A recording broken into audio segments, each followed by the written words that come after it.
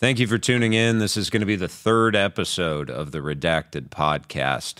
So we've had two already, and hopefully you've enjoyed them, and you've stuck with me this long, so I thank you for that. This episode and this guest that we have on today, we did the interview, and we almost didn't publish it. And I was thinking and watching it back, and after talking with her, and I'm like, well, is it that sensational enough? Is it that deep, dark of a secret to be worth putting out there? And then after thinking about it and listening to it again, I decided that it was. And this is a story of someone who had been abused by her parents, for lack of a better term, but it's an unconventional abuse, what you'd almost call a common abuse. And it's something that, as you listen to the story, you could think to yourself, some elements sound like good parenting, maybe even. And some people might think they're doing the right thing. But as they say, the road to hell is paved with good intentions. And there's a lot of parents and there's a lot of kids out there. And if you listen to this and you learn something from it and it can help you in some way, that's why we put it out. Thank you for tuning in and enjoy.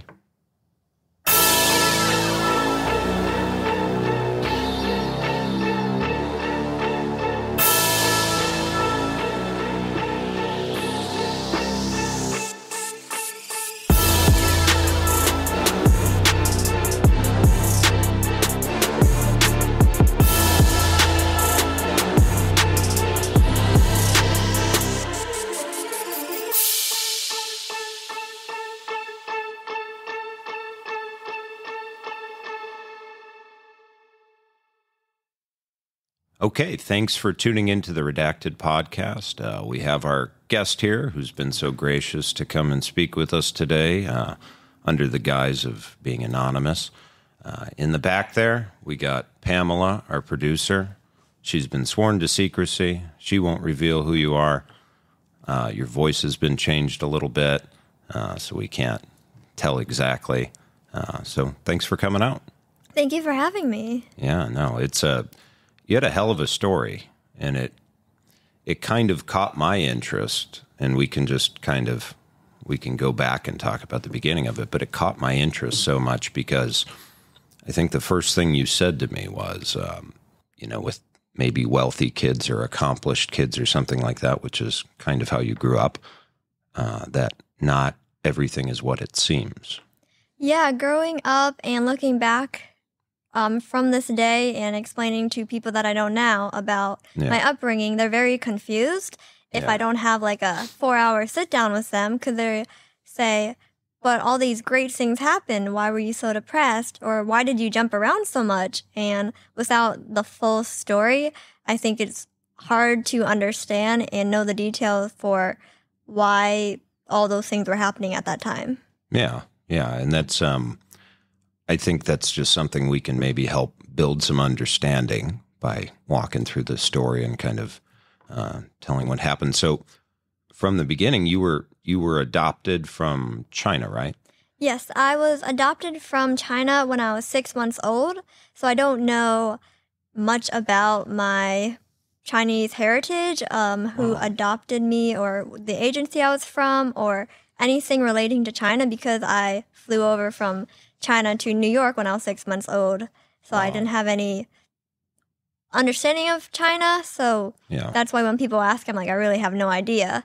And then growing up, my adoptive parents, who are American, German, Irish, Italian, who are from New York, they did not inform me about anything about my Chinese life. So did they get information on it?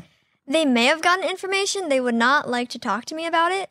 Okay. When I was elementary school, I asked a couple questions, nothing too serious, but basically the end answer was, you're our child, you're American, period.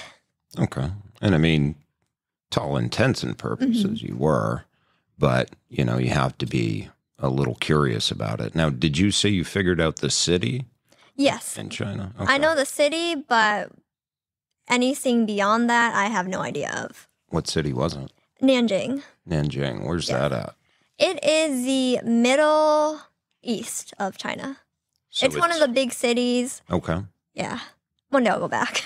Okay. Do you know a lot about that area or the culture, the people? I do not. I've done some YouTube documentaries and some Googling, Okay. but I don't have any firsthand information or experiences with it. Okay. And you were born sometime, and we don't have to say specific, but sometime in the mid to late 90s. Yes. During that period. And China still had one child implemented. Yeah, so that could be one of the reasons why I was adopted out. There's obviously could be a dozen different assumptions of why I was given to an agency or left on the street, because we don't know. Yeah. So lots of things are up in the air about that. But it seems maybe... Yeah, that would be a strong contender. Likely as to why. And that's kind of messed up. It's messed up in a way, and obviously you're here and, happy now, and we don't have to debate which place is better to live, but it's messed up, and there's a lot of kids that ended up having to be adopted, going somewhere else. A lot of bad stories from one child. Yeah, definitely from that. So it I heard someone say it kind of wiped out a generation in China, a generation or two. And we're like, you didn't have the same amount of peers. And they ended up going a lot of different places and, just a lot of bad atrocities with that. So you came over to it was a pretty wealthy family, right? Yeah, both mom and dad's side, they came from good, stable households. And then my dad had his own businesses throughout his life. He did law, district attorney things in Manhattan for... I don't know how many years, probably between 5 and 10, realized he didn't like it, then went into the business world and was very successful there. I grew up on Long Island for ages 6 months until about 5 years old, and then did some half summers and winters between Florida and New York. A lot of New Yorkers come down to Florida. Yes, I found that's a trend. Yeah, right.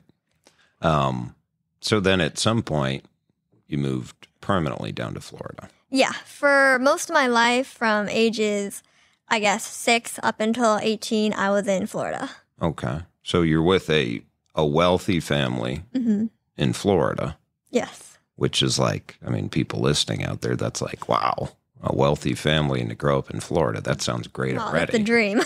And there's great things about it, but your experience with it was, I guess, a little different than maybe what people would know, and kind of walk me through when things started happening. Yeah, my life in New York, since I was very little, I don't remember much about. So I guess my first real memories started when I was in Florida in the kindergarten age range. And very naive, young when I was little. Yeah. In that range, just, play with my sister at home, just very everyday things. But then around Let me stop you there. So you had a sister. Yes, also adopted from China. Not related to me. She was from a different city. And what's the age difference there? 3.5 years, and she is younger.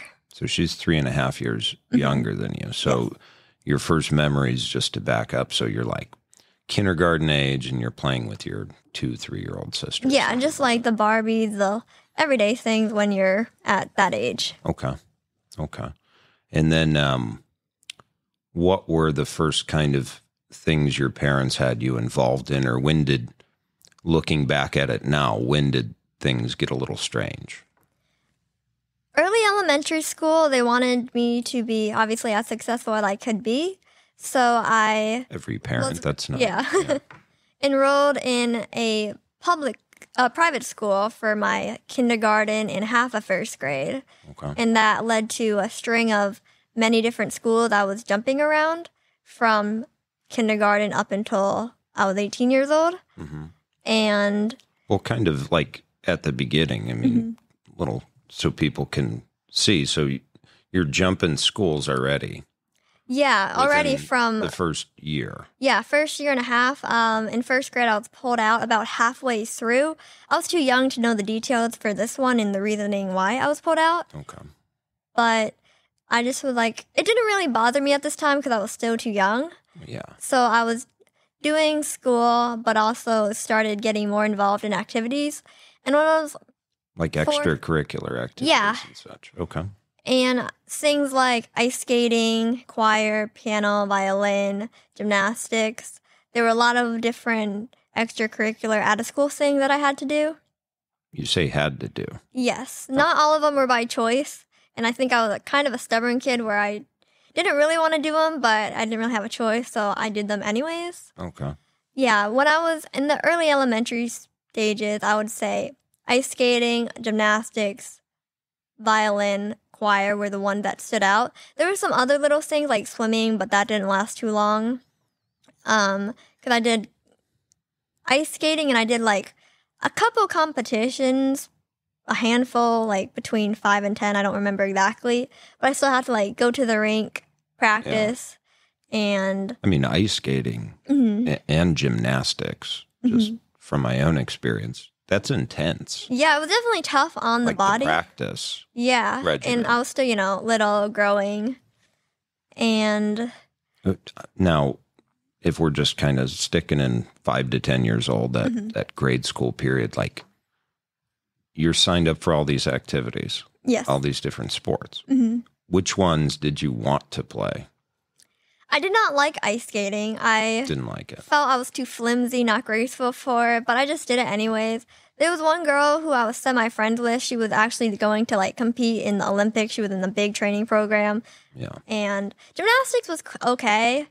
I really enjoyed the beam, kind but of the other enjoyed that. part of it, not so much. But it was more like I just wanted to do it because I liked going on the beam and having fun rather than going to compete in it. Okay. I remember I did an art class for a little bit. You just wanted to play. Yeah, I That's wanted to have fun. You're just trying to play. Yeah. And maybe you weren't interested in the having aptitude or being good or winning competitions, but yeah, you're just trying to play at that point. Yeah, I wanted to have a hobby, meet people who wanted to do the same activity with me, but I felt like my parents more were pushing me for a competition life rather than the hobby pastime for whatever activity I was going in for. Just having fun with it. Yeah. You weren't in it for that. Mm-hmm. I kind of I have girls that are that age, and they do stuff, and I kind of tell them, if you don't want to do it anymore, we won't sign you up again, or we won't keep you going in classes. But if it's something you want to keep doing, by all means, do it. If it's not fun, No, I think it's good, like, trying different things, but if it doesn't work out, you move on, try something else. Yeah, exactly. So, like, how many hours of practice were you maybe between all of these activities? That was every evening pretty much? I want to say at least 5 times a week. I get off from school, say 3 p.m., then from 3 to 9 or so, 3 to 8, I would be doing gymnastics, violin. Every night would be something that was going on. That's insane. And especially when you're only 6 years old, it was very draining. Well, that's like you go to school at 8 and you don't get done till 9. That's a 13-hour day for a 6-year-old or a 7-year-old or an 8-year-old. And that's kind of, and doing things that maybe you don't have that much of an interest in. Like that sounds kind of awful. Yeah, felt more forced and enjoyable after doing the activity for whether it was months or weeks whenever I got sick of it finally. Because at first it was cool and new, but then after having to do lessons and be more serious about it, I just didn't want it. Yeah. And then the other thing was when we moved to Florida, we were on a farm with horses, cats, dogs, 14 acres. So I was That also sounds horseback wonderful riding. too. Yeah, there's pros and cons to the life, but horses were also a big part of my growing up. Okay. Were you interested in that, or was that something that was kind of presented to you like you're going to be interested in horses? Well, my mom rode when she was growing up and in college, and from New York to Florida, we had 2 horses. They were older. Okay. But just like how I was doing all the other different activities, horseback riding was one of the millions of things that I was also doing at the time. Yes. So, you have all these activities going on, and then, so tell me about your schools. You switched schools a lot, even early on that started, something that continued, but just how many schools did you go to elementary for? I can't name off the top of my head the exact without going school by school, but I want to say it was 10 to 12 different schools from kindergarten to I was 18 years old. And if we're just going to be focusing on the school topic right now, there are different reasons why I was in and out of schools. Okay. I think I stayed at a school for average of 7-8 months. Okay. Yeah, like I said, kindergarten to first grade, that was only a year and a half. Second grade, So you're not even finishing years at some of these well, places. second grade I did a full year. It was this very hippie school. Okay. But I can say I've done private, public, Montessori, charter, homeschool, dual enrollment. Pretty much anything except for a boarding school I have had some taste of. Wow. Yeah, and some of the reasons I don't know when I was in elementary school why I was changing so much. Yeah. But as I got into middle school and high school, when things were getting a little tougher, I started to understand the reasonings why. When I was in 6th grade, I went to 2 different schools. School number 1 for the first half, 6th grade. School number 2 for the second half. That's crazy. And the reason for the change in the middle of that one was because we were in PE, and we were all kind of just running. And by accident, the girl in front of me extended her leg out too much. I extended mine. We kind of got tango tripped. Nothing bad. It just happened. Like a kid accident. That sounds like a really normal. Yeah, we both tripped on each other, whatever. But when I went home, like, I was obviously had some knee issues. Like, it was a little bloody. And my mom got, like, super furious at the teacher, the PE teacher, and then the principal. The next day, she went into the principal and started, like, screaming. Jeez. I was out in, like, the waiting room outside of the principal's office, and she was, like, yelling. And then all I knew, 10 minutes later, she walked out and said, "We're leaving. You're never coming back here." So that's why I went in for another one. And then I remember in 9th grade.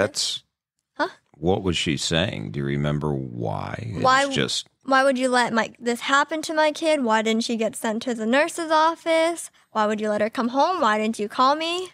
And I guess the PE teacher didn't think it was a big enough issue to call someone. I mean, the kid trips. Like, that probably happens 100 times a day. My kids trip, probably 100 times a day. Yeah, and when we were at PE and after our trip, they gave me a Band-Aid, some Neosporin, whatever, you'll get better. It was no big issue. It was just like a basic little kid injury. Yeah, some cuts on your leg, you'll be fine. But my mom really hyped it up to be this big, like, oh my God, she lost her leg or something. So she was pretty overzealous. Yeah, she's definitely a very protective parent and would throw things out of proportion very often. And then they say now helicopter parent. Would that? She was definitely more than a helicopter parent. More than like a super helicopter, yes. like a fighter jet parent. Yeah, definitely. Okay. So you're switching schools a ton. Mm-hmm. How was, at grade school, I know that's when you're making friends. Mm-hmm.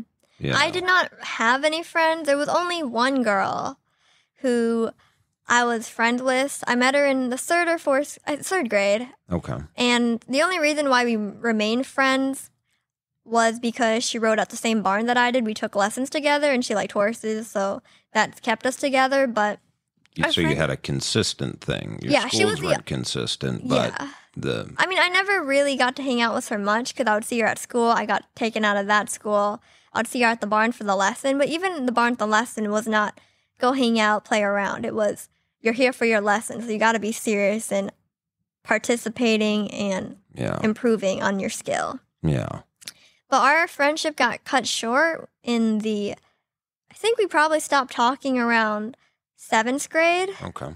So that was only like a 3 or 4 year friendship. Wow. Which and that was at that point was a lot to me.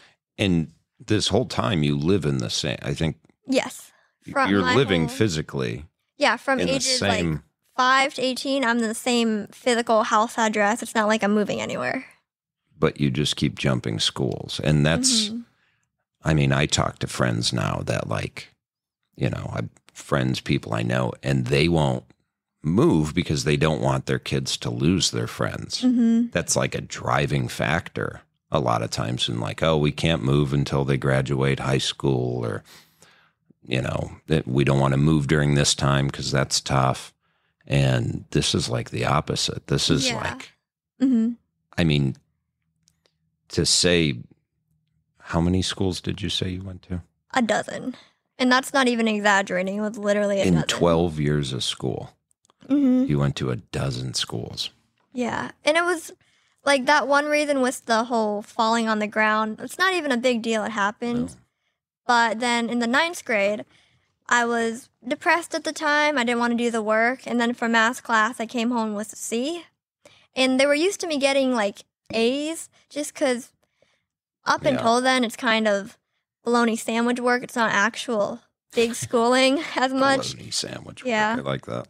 So I come home with a C because now I don't have a math foundation because I've been jumping around so much. I don't know the long division. I don't know how the algebra. Well, every school's a little different and at different spots. I was just getting thrown in, taken out. So my STEM base is terrible. I have no foundation in that. So this actually hurt. Yeah, in the long run. Your education. Yeah. And I think maybe it seems like your mom's intention was to give you the best. She was trying to make it almost perfect. Yeah. And if a school wasn't perfect, or if you weren't performing as she thought you should perform. Something that the school is doing must be wrong. It couldn't be anything else is what I think, what was going on in her mind. Yeah, yeah. But yeah, I come home with a C, and she goes in and yells at the teacher for not teaching well. And I do say, and like I admit, like I was lazy, I was a kid. I didn't want to do the math homework. I didn't feel like studying. I didn't want to ask for help. Yeah. So very natural, you know, I'm not doing that well. And she's like, well, you're never going to get into a good college with that on your report, so time to move schools again. So it was different scenarios like that. Or another time was I was homeschooling now, because I was in and out of homeschooling, so every transition between a public, private, charter Montessori school, it just homeschooled for a little bit. Intermittently. Yeah. But through the thing grade school, middle school, high school, you're homeschooling for periods of time. Yeah, and during this homeschool time, I didn't really learn anything educational-wise in the books for my school. It was more of just go back to sports and activities type of thing. Okay. Yeah, but if she saw, like, a school get ranked #1 in the county for that year, she's like, we got to enroll her in this. This will be so good for her education. Okay. Which is, in the end, not, because I'm getting switched around so much. But well, there's a lot of things that I kind of see that are really bad about this so far. And, you know, it sounds like on the surface, oh, she's wanting the best for you. Yeah. And, I mean, all of this, 12 different schools, middle of the year, homeschooling, not making friends, not being able to follow along with coursework, it seems like the worst thing for you. It's like a recipe to mess up your education. Yeah, it made me very unstable in terms of friendships, knowing how to talk to people. Yeah. And by the time I was like 14 or 13, I was very quiet, very shy, and I had a lot of issues communicating with people because I didn't have the practice that I should have been. Yeah. Because at school I was always the new kid, and no one wants to talk to the new kid that much. It's like a professional new kid. Yeah. Jeez. So that was a big thing to overcome later in life. I mean, that had to just be super awkward. Like if a kid goes through 1 or 2 school changes in their life, in their 12 years, I mean, that's pretty big. I talk to adults that are like, man, I moved school once in middle school, and that screwed me up so bad, and that was the worst year of my life at that point. And here you are, just... No, it was in and out every time. But it did lead to depression. Oh, and for me, I can imagine. Just not being able to talk to people. So I remember for one part of my life when I was probably like... It started when I was around 10 or 11, got worse from like 14 to 17. But if I don't really talk to anyone, if I'm more neutral, that's the easiest way to avoid conflict, not to get yelled at. Because I was also afraid of getting yelled at from my mom for not doing well enough, whether it was a sport, a music, or grades. Yeah. Because I'm like, well, if I look too sad, she's going to yell at me and tell me why I'm not appreciating what she's giving me enough. But if I look too happy, she's going to start taking things away. Yeah. So if I remain neutral, that's the best case scenario. So I can exist in life without having to deal with conflict. Well, and it already seems right off the bat that your mother was kind of a huge source, and maybe more so than your dad was kind of you're trying to please her or just get her off your back, one of the two. It was a combination of both. Yeah, yeah. But yeah, she was the main driving factor growing up of, I would say, a big source of my problems, which were depression, being antisocial at the time, not feeling good enough. And it was because she wanted everything to be perfect in her way. Mm-hmm. And I felt like I couldn't talk to anyone because there was no one else to talk to, because I didn't have a consistent, like, being around anyone else. No, you weren't allowed to basically foster any kind of friendships or relationships. And going back to the girl that I knew from the 3rd grade to the 7th grade, the one who I rode with, I had one sleepover in my life, and it was with her probably around the 5th grade, and that took like a lot of convincing to be allowed to go to her house. Yeah. She came from a very good family, very nice people. Yeah. That was like my first and last sleepover of my kid life, because I went there. I had a great time. We rode bikes around the neighborhood. We made popcorn. We went swimming. I had a blast for that 24 awesome. hours. Yeah. And that was something I wouldn't be able to do because I was always under supervision. Like, going to the grocery, I wasn't allowed to not touch the cart when I was little. And I had to, like, always be there. Like, I couldn't go to the other aisle to get cereal. So, like, having a friend to go biking around the neighborhood was, like, the dream. Then the next day I get home, and my mom was like, so what'd you guys do? How was it? So I told her what we did. And she's like, that's so dangerous. How did her mother let you go swimming, go on a bike ride, not be in the kitchen while they were cooking? What if you burned down? What if you got burned down the house or, like, got hurt or something? And I was like, huh? You're in 5th grade at this point? Yeah. And you're just riding your bike out in their neighborhood? Yeah, and I was like, what do you mean? I'm like, we were fine. We had a really good time. And she's like, nope, no more. You can't hang out with her. No more sleepover. This is bad. So I'm like, oh, I should never have told her that. I just kind of shot myself in the face for, like, any kind of future hanging out with people. Yeah. And then our friendship in the 7th grade ended, not by me and the girl not liking each other. It was because my mom thought that her mom was just too dangerous. So no more communicating. Because I didn't have a phone back then, so we were literally pen pals. And it was, like, really cute. We would write little notes to each other, mail them, get them back. And we did that for, like, 2 years when we were not riding. But then she's like, yeah, no more. So then... Because she thought... I mean, did she ever expound on She was also very against any kind of alcohol or anything. Yeah. And when I was older in life, she's like, I want you to sign a thing where you're like, never drink alcohol, never get drunk, never have sex before marriage. So she saw her mom having a glass of wine, and she's like, how could she do that? There's children here. It's not like she was drunk. She had one glass of wine. You gotta be kidding me. Yeah. Was this religious, or was this... So, up until I was 13, 14, I didn't do anything religious at all. The closest thing I got to a religious practice was in choir. We would sing in the church on Sundays sometimes. But that was more for choir than for religion. And then I think the big switch was when I was at that 13, 14, however old, around that young teenager age.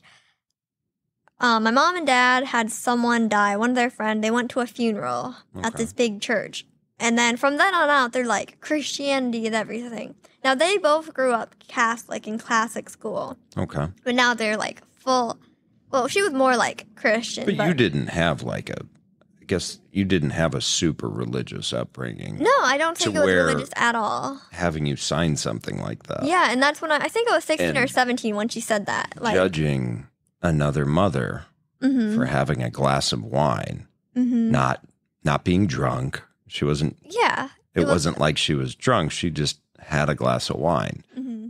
If you were religious, I guess maybe it would make more sense if it was some kind of a strict religion, but it almost makes it a little more batshit crazy. Yeah. That it was just. Well, she was just very paranoid all the time. Yeah, So I'm like, of one glass of wine will make her drunk. Judgment or paranoia or just like, man, that's kind of nuts. But then after that funeral they went to, then it was like, oh, now we got to go to church. And if you wear something, I remember one day I had just a regular T-shirt on, not revealing at all. Okay. But you could see my nipples because I didn't wear a bra. Okay. She's like, oh, this is very bad. You need to be more conservative with your dressing. I'm like, this is literally a T-shirt. Like, was it in your house or was it?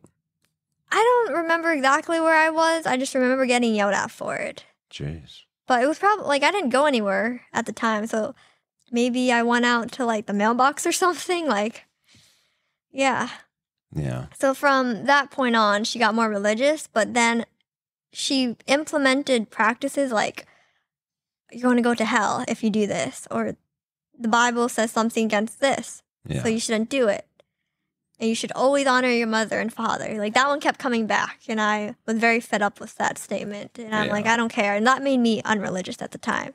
And I'm currently unreligious because I don't believe in it. Well, and I don't think it didn't seem like it was I don't think religion was the problem. I think it sounds like everything else your mom did. Yes. And then she's using that as kind of a hammer to reinforce why she does this or why you should accept it. So between everything, extracurricular activities and switching schools and kind of almost keeping you from developing any friendships, what else? I mean, what are some... Was she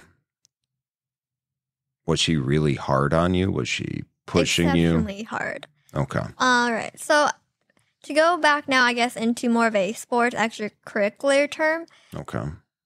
For elementary school, I did those 10 different sports, music type things. Something that really stood out, and I don't know why this one was more than the other extracurricular things, but with the violin. For some reason, she was 10 times harder on that. I don't know if it's because she wanted to do the violin, but she never had the opportunity to. But I have very bad memories about the violin to this day. I would go to my lessons. What age did you start violin? 4-ish. Up 4 years until old. 10-ish. So you did it for 6 years. Yes, and I did. And you had... Did you like it at all? Did you have any interest in it? Or the beginning was kind of the same as I'm just doing it to do it, which turned into a hatred because of the way I was treated when I had to play. Okay. So I had to do lessons 2 to 3 times a week. Okay. And then I also was in the symphony. Okay. And that was seasonal, but once a week on the weekends for 2 hours in the morning. I thought they were terrible because she would yell at me, and obviously I'm young, so lots of mistakes happen. You play a wrong note, something's out of tune, whatever. You're young and you're learning. It's not going to be perfect off the bat. But I play one wrong note, and she goes crazy, bad shit crazy, starts screaming at the top of her lungs, why didn't you do this right? Let's try it again. I do it again. It's not perfect. We just did this again. Why can't you get what you do? And practice takes time. Is this at home or is this? This is at home. She would go completely nuts over. So were your lessons 2-3 times a week? That was all at home. So the lessons we had to go to the teacher's place. Okay. And I think I had 2 different teachers at that time, and the practices had to be at home every day for 45 minutes to an hour. And it was horrible. It was probably the worst thing. And this is why, when I listen to the violin, sometimes I've had to tell friends to turn it off because all I could hear is her voice yelling.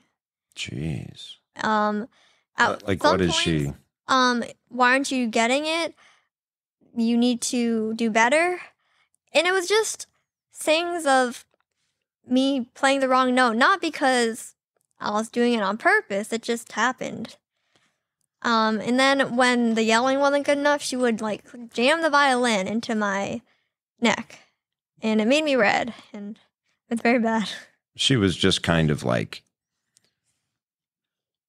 the demeanor of it is probably what is hard for you to struggle with, is because it sounds like she was just trying to make you feel like garbage, and then putting some physical. So she's jamming it, so you're holding it, and she's like... Yeah, because there are some instances where, like, I put it on the couch because I'm like, I don't want to do it anymore, that kind of thing. Yeah. But then she would pick it up and jam it in and say, you're doing it now. Jeez. Yeah. That's horrible. I mean, just to think of like a little kid, and it's... You can tell how much it still affects you, too. It's like PTSD over that. That's tough. Yeah, so like out of all the sports, music things, that one's definitely the worst. Yeah. And this is something that, I mean, you really didn't even want to do. This was all for her. Yeah. And like right now, my assumption for it was she wanted to do it when she was a kid or growing up, but she didn't have the opportunity, so she's now making me do it. So she's like living her dreams through me, which is something I didn't want to do, like the violin. So there was a lot of pressure, but if anything, I associate the violin with force. Jeez. And I think that's it's something very important for people to hear, because a lot of parents end up putting some of those unrealized dreams onto their kids. Yeah. And to see you here 15, 20 years later, and it still tears you up. It still emotionally affected you in such a strong way that, I mean, it's just, don't do this to your kids, guys. I mean, that's really horrible.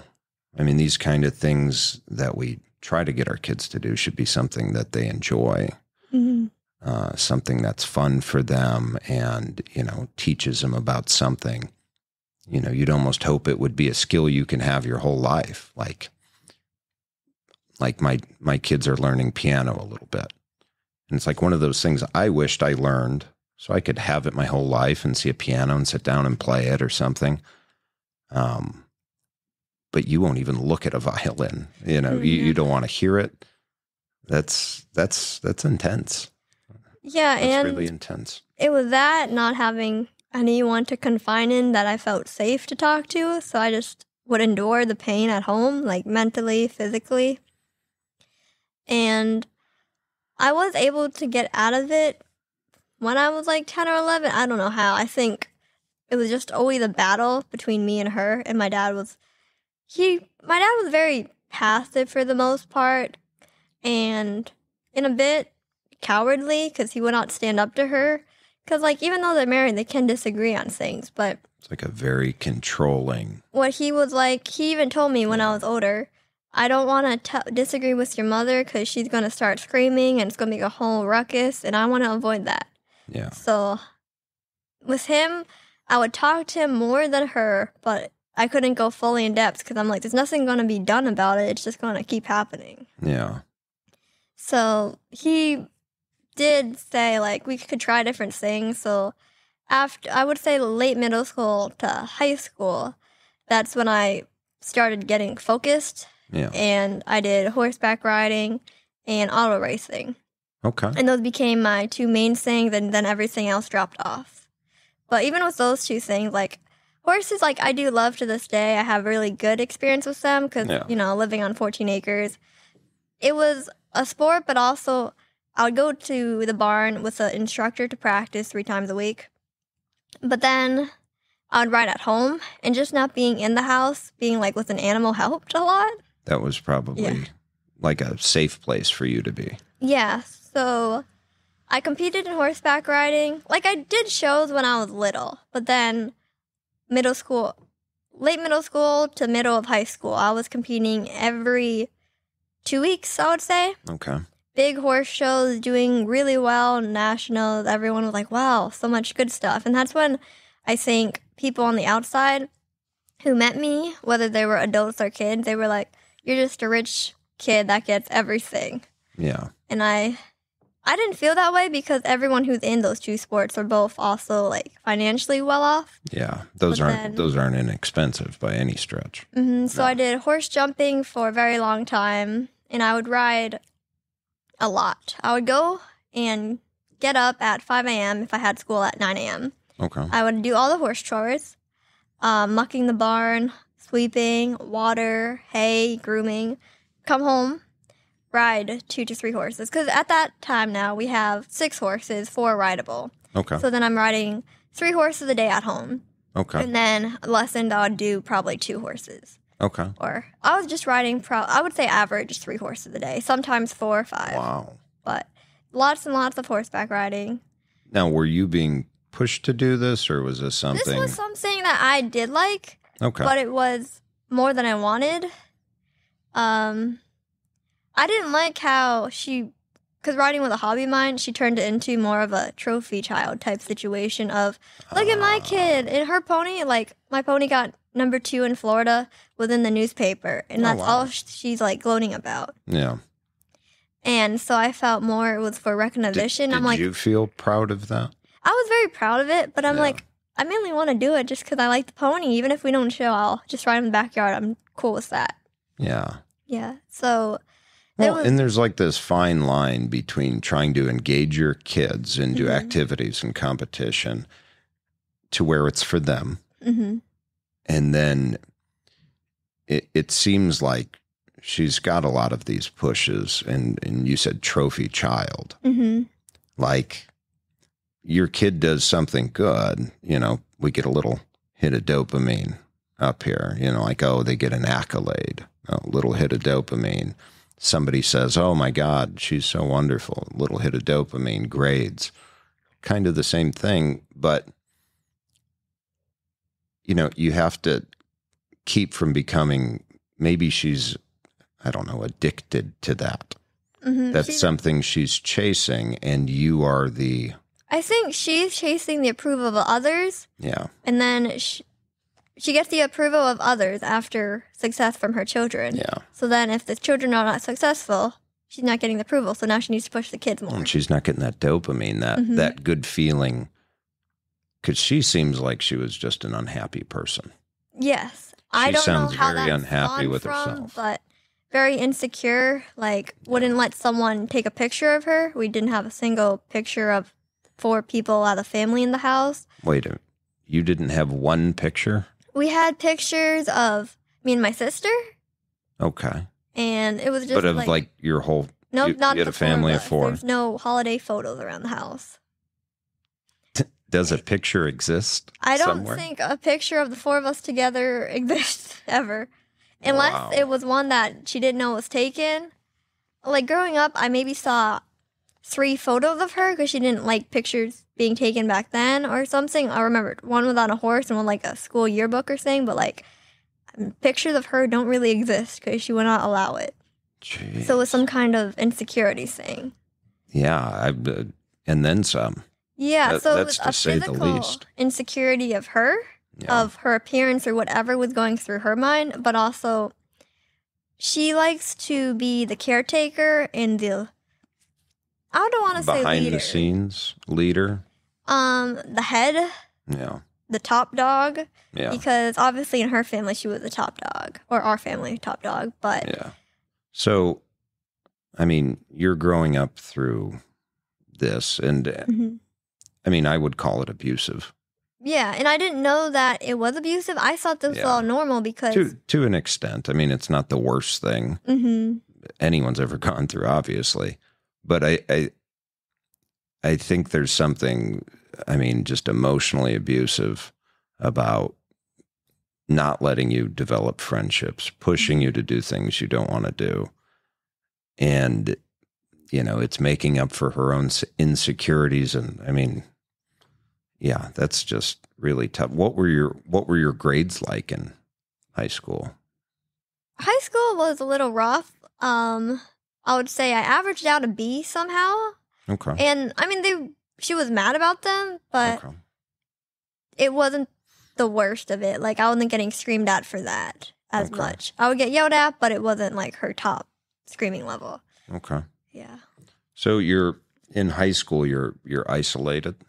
Yeah, because now that I'm you more still conscious. haven't developed a lot of friendships. No, because after the one girl who we were not allowed to talk to each other in the 7th grade, Okay. from 7th to 10, I literally had nobody and bouncing around schools. And I remember the girl from this It's a very fragile age, too. She told me, she's like, well, if you don't like where you live, you can always, like, move out. And this was from the 5th grade or something. Yeah. And that sentence, like, always stuck to me when she told me. I'm like, I just have to make it till I'm 18, then I can go buy a apartment somewhere. Yeah. And then I was very depressed 9th grade going forward, maybe even 7th grade. I just remember I was like 10, 11, and I'm like, I was Googling things, how to move out, what to do with finances, just trying to like self-educate myself to prepare for when I'm 18, I'm moving out. You're and researching that was my goal. In early high school. Yeah. About moving out on your own. Yes. And I remember like sitting at the computer looking at houses, like obviously what I was doing, not the best plan, but I'm like, okay, maybe if I do this and save up money here. Yeah.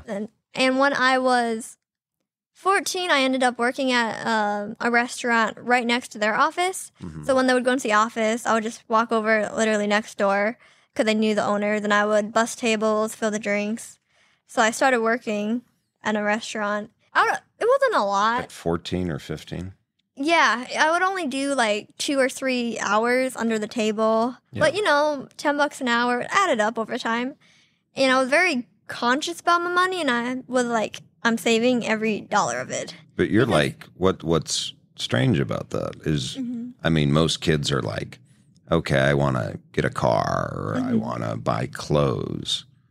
You're like, I mean, it kind of sounds like you're saving to move out. Yeah, that as was soon as you can. Thing. And I didn't want, like, because they were providing food, housing. I didn't really pay for anything at this point because I'm still a kid. But I'm like, I want my own money. So even if I say no to moving out, I'm just going to go. Whether it's buy a car or buy an apartment or do something. I mean, I think a lot of people wouldn't be able to relate with that. Mm-hmm. I mean, that's kind of a heavy thing now that you're thinking about it. Like a freshman in high school, you should be saving money to go to the movies. Or, mm-hmm. Man. Well, the thing is, I wasn't allowed to go to the movies. And there was one situation. You weren't allowed? No, I mean, I could go with her, my dad, but not like go to the movies with friends if I had them. And there was, during one homeschool group. Is this through high school?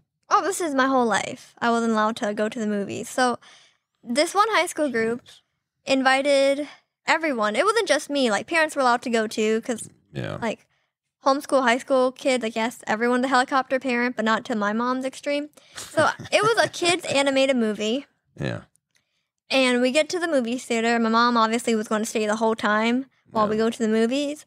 And there were a lot of people, because I guess all the homeschool kids were coming on this particular day. Yeah. And she said, it's too dangerous here. We need to go. And I was like, what do you mean we have to go? Because we lived in the country with the horses. So we just drove 35 minutes to the movie theater. We show up. We see the homeschool group. I wasn't like buddy-buddy with the people there, but I was in the same homeschool class with them, so I knew them. Yeah. So I was very excited because this is like a new thing for me. And I'm like 15 now. Jeez. And she said, nope, we're leaving. So we get to the movie theater and then we go back home. And it was just, I guess, too crowded, so it was too dangerous. I didn't understand the whole context, but I was like, what do you mean? And the other mothers even were like, why are you going to leave? And she's like, this is too stressful. This is too much for my kids. We need to go. So she's projecting her own problems and her own issues onto you, and then depriving you of simple things like a little social time, a little fun, like a little normal kid fun. Yeah. Wow. And then, so obviously, there's no boyfriends. I mean, if there's no movies, there's no boyfriends. There were no boyfriends, not even one of those, we dated for 2 weeks in middle school, hold hands type situations. My first boyfriend was when I was 16 online. Okay. So, So I mean, it was online you interesting. can, in person you definitely weren't No, there allowed was to. because I wouldn't be able to hang out with him or anything, and I was depressed. I had no romantic Yeah. feelings. I had no want or motivation to even make a regular friend, and so I didn't think of boyfriends. But I met this really cool person in 10th grade when I went to a private school, and even still to this day, we're good friends. But Okay. I was at this one particular school for 1 year, and she was there, and I wasn't allowed to have any kind of social media, Facebook, Twitter, anything like that was a no. And my mom was like, they can steal your information. You could get kidnapped. They can see a picture of you. Yeah. Like, the chances of getting kidnapped from the Facebook, probably not. Like, there's a lot of I bullying mean, a and little stuff little online, but, online like, safety. I don't think that's too But- strange, but I mean, like, another instance was at one of our auto practices. mhm. Me and my sister were in line with the group, and the guy they're talking about, we are going to make cartoons for everyone. So Yeah. to get the app to make the cartoon, you need a Facebook. And I said, oh, I don't have Facebook. I'm not Yeah. allowed. They're like, what I want, we can make one, and then you don't have to use your name. You don't have to go on it ever. We're just going to make an account for you Okay. so you can have the app Like a and we can little make the cartoon sneaky, thing. a little sneaky Facebook. So it was not in my real name. Okay. I never logged on to it because I also have a guilty conscience. I'm like, I can't do this behind her back. Okay. So Was it a guilty conscience or was it fear? both. But anyways, yeah. So Facebook was made, but again, never went on it, not in my real name. I'm like, okay, this doesn't really count because Yeah. it's just to make the stupid little cartoon. Yeah. Fast forward 1 month, cartoon's made, it was all good, whatever. Completely forget it ever happened, like the Facebook count, because Yeah. it was like minor. My sister got mad at me for something. She tells my mom that I have a Facebook. My mom took away my laptop for about 2 weeks. Yeah. And I told her, I'm like, I promise you, I never went on. It was not even in my real name. Yeah. And she's like, you disobeyed me, and this is what you get.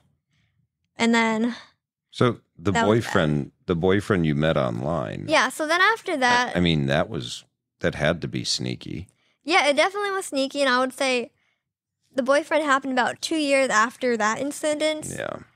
And the girl from school, from high school, like, we'll just call her X. Yeah.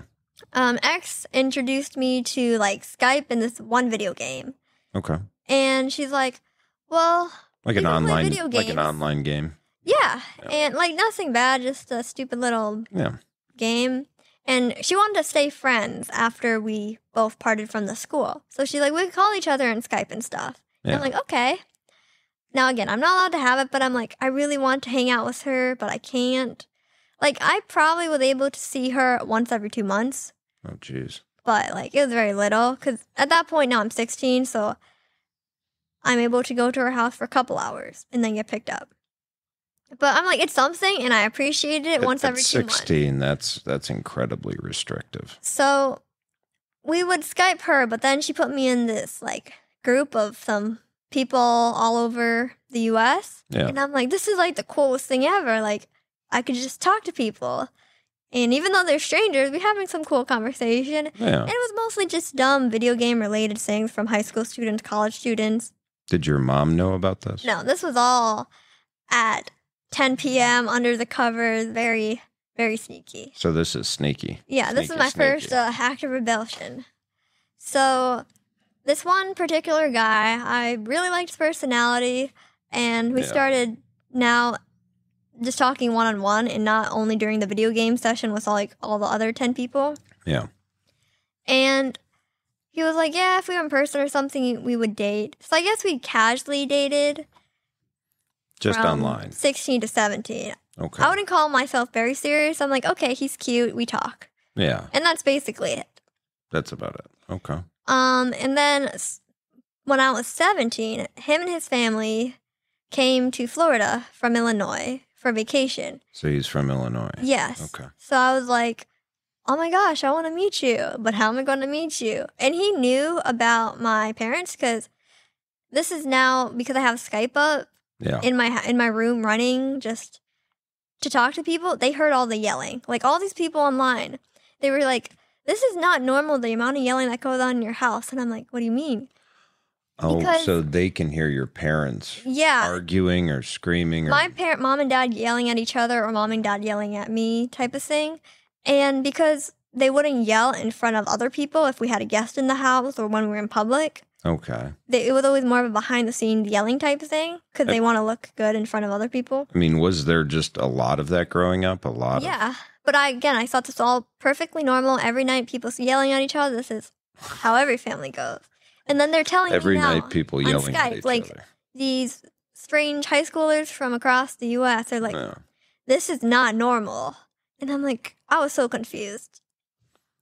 So then... Was that one of your first little inklings at that? Yeah, that was my first thing. Where you're like, maybe something is a little fucked up with this. Yeah, like, I didn't know what exactly it was, but this was my first sign of me questioning it. So now this guy and his family, they come to Florida.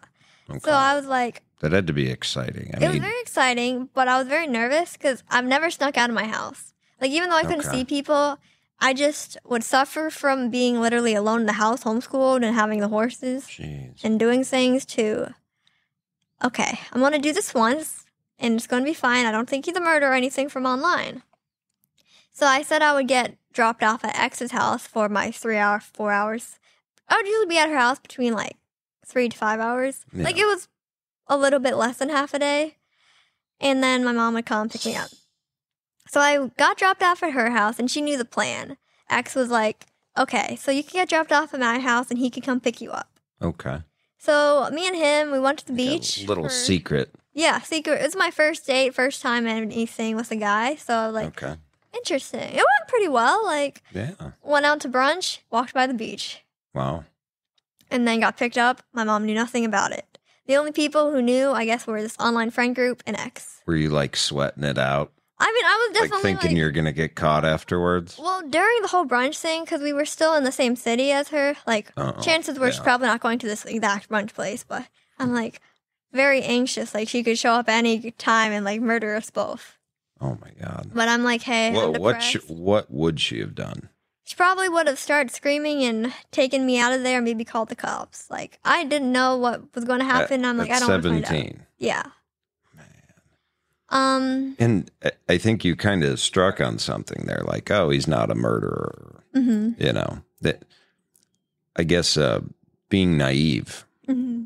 I mean, to this point, 17, 18, you're probably a lot more naive than the average. Yeah, because I was very isolated. And while most people have little chances and they have small little events that build up to big things, I just kind of get pushed into them and I take it as life brings it. But I mean, that's an important thing because a lot of kids, like you said, you get incremental freedom that allows you to kind of build up your senses, your your danger, what to do, what not to do, and you kind of get these incremental bigger and bigger doses of freedom as you grow up. Mm-hmm. And that's what, by the time you are 18, that you're prepared for it. You're as prepared as you can be. But, 16, 17, like kids that age should be kind of doing their own thing under the watch of their parents. Mm-hmm. Like that's what a parent's there for, to like guide you a little bit and nudge you back on the right path at that point. So you should be practicing your independence. Mm-hmm, but the thing was, I was not allowed to be independent, and I don't consider myself a rebel from up until 16. Like I didn't really step outside the lines because I was too afraid to, and I didn't want to push the boundaries. And I'm like, honestly, I just wanted to be a good kid. And then when I was 16, I was just so frustrated, and I just wanted to go. So I'm like. So your first act of rebellion was like over a boy. Yeah, and I'm basically. Like, I'm already depressed. Yeah. I wasn't ever suicidal because I've always been optimistic, but I'm like, I already don't want to be here. So literally anywhere could be better than here, so I'll just do it. What was the depression like? Was it just like an overall sadness? Was it like, was it physically taking you over where your body just felt tired, worn out? Like, what was that? My depression kept me to myself. After not having the chance to talk to people when I was younger, I decided it was more of an internal breakdown that was crumbling for many years. So my motivation dropped. Yeah. And then I think my moods were very heavy.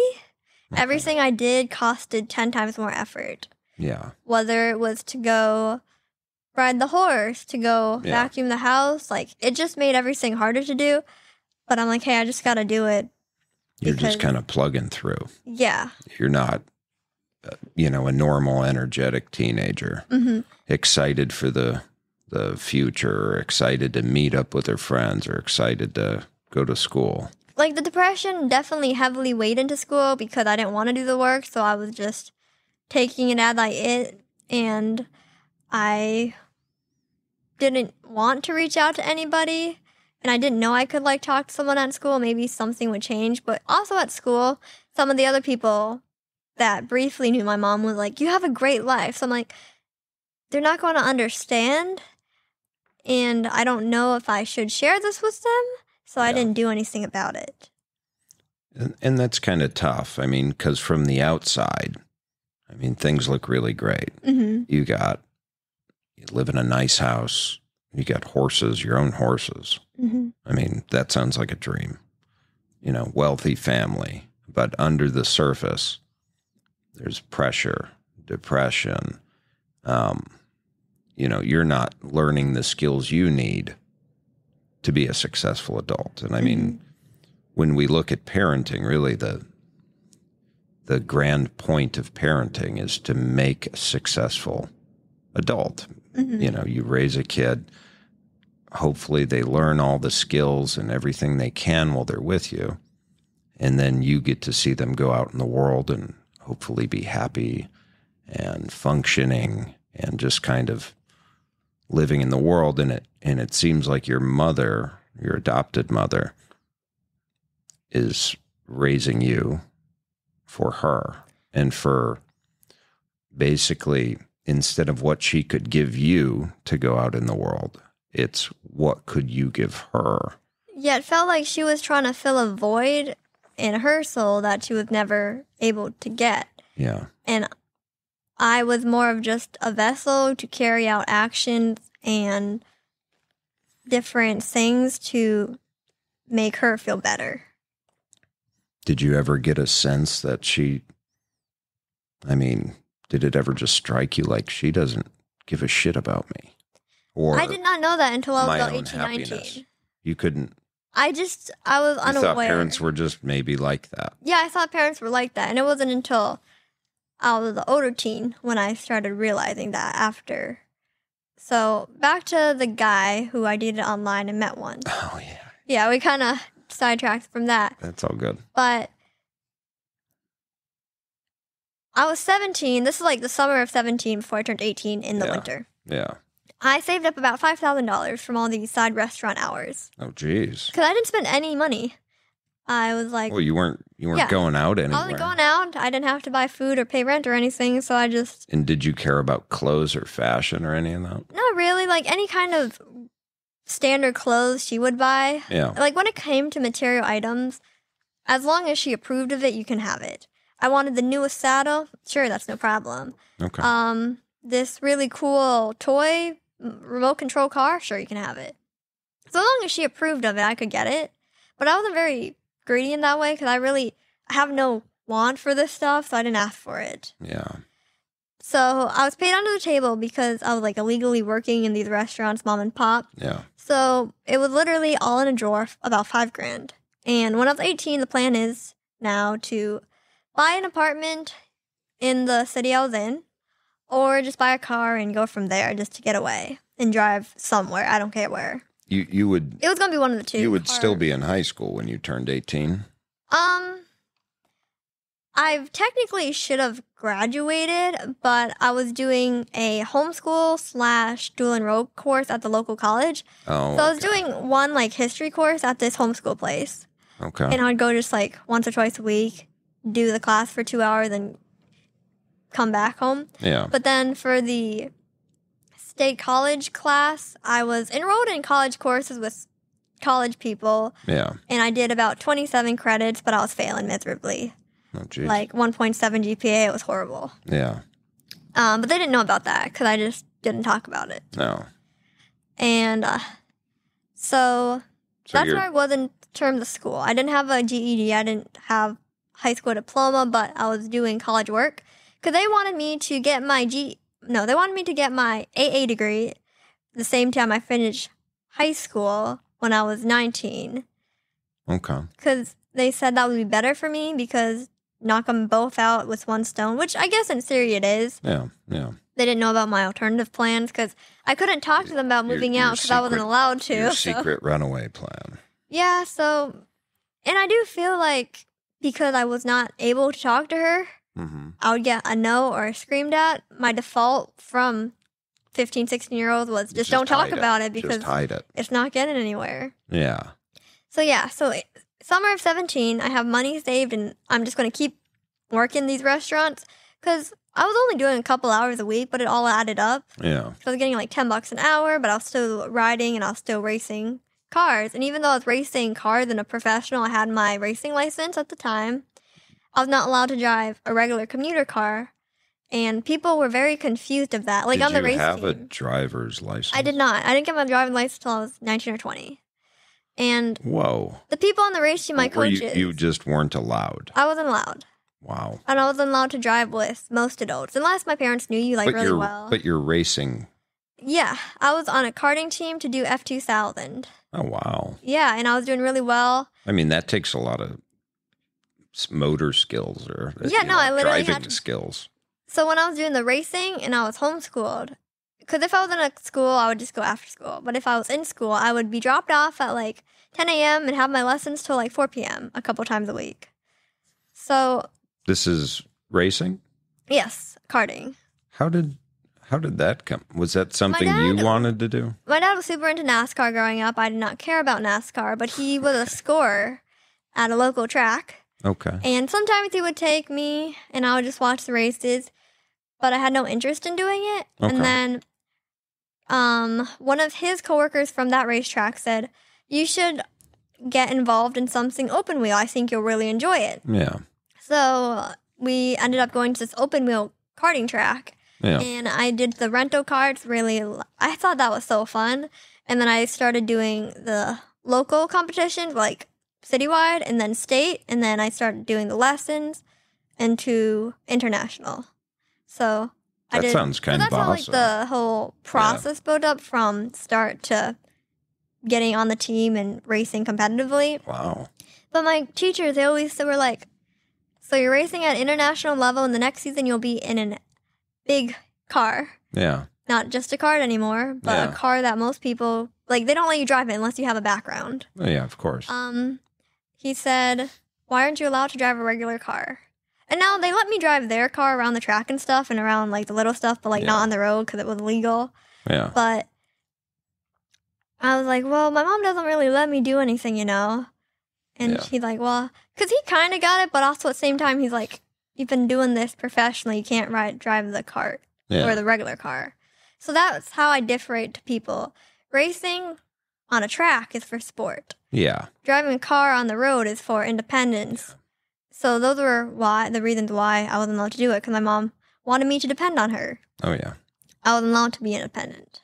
And that seems to be...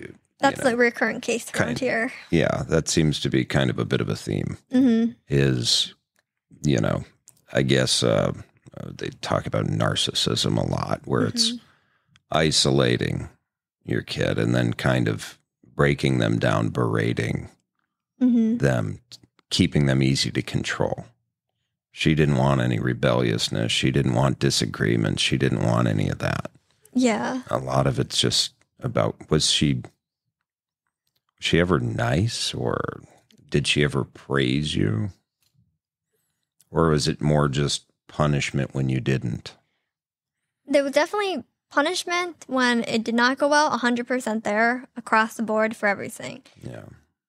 In terms of getting praise, I'm trying to think, like, right now of when I got a good job. I would get a good job, like, or the horse competition, you get first place, good job, you did well.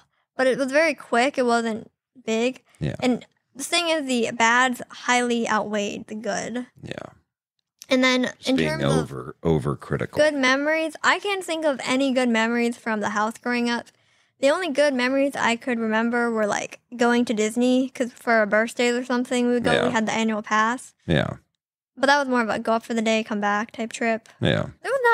There was no yelling at Disney or stuff. It was more just go on the ride and have fun. Jeez. But other than those little things, I can't remember. So, tell me about your big escape. You've been saving your money up. Yeah, so my money was Got going to $5,000 in a get drawer. some cheap car or apartment. But then my dad got arrested that summer.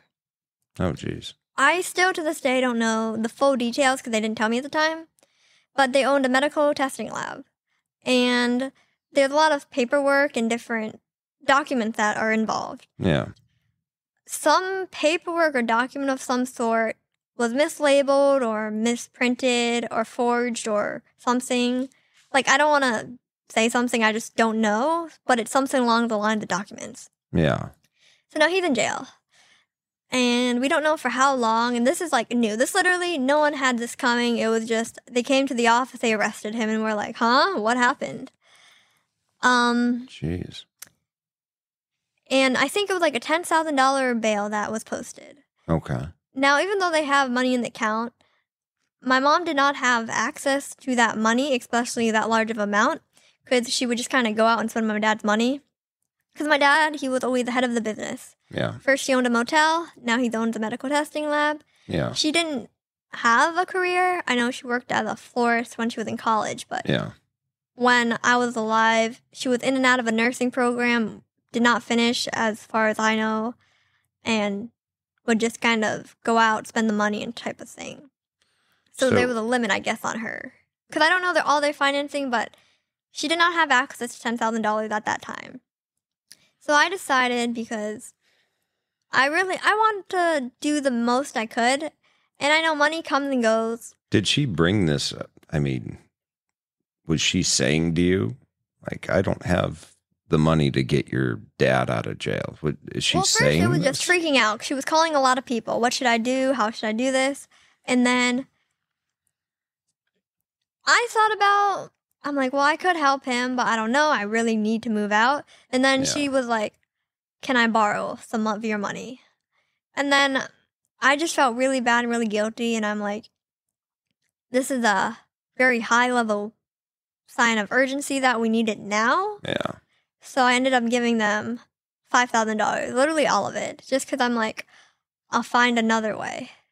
And I felt like if I didn't do that, I would have felt like really guilty, or have something in the back of my mind like something could have been done, but I didn't do it. You're giving, I did it.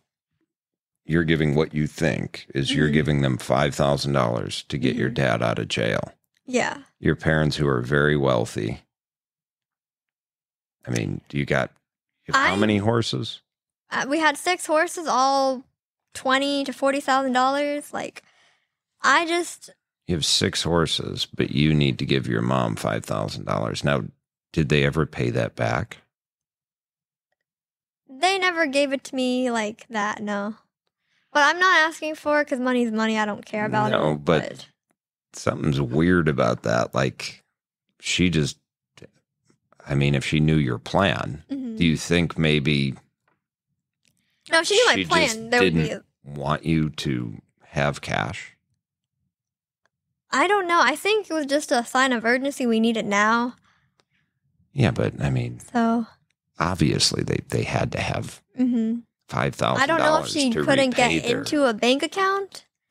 But afterwards. I have no idea. That's crazy.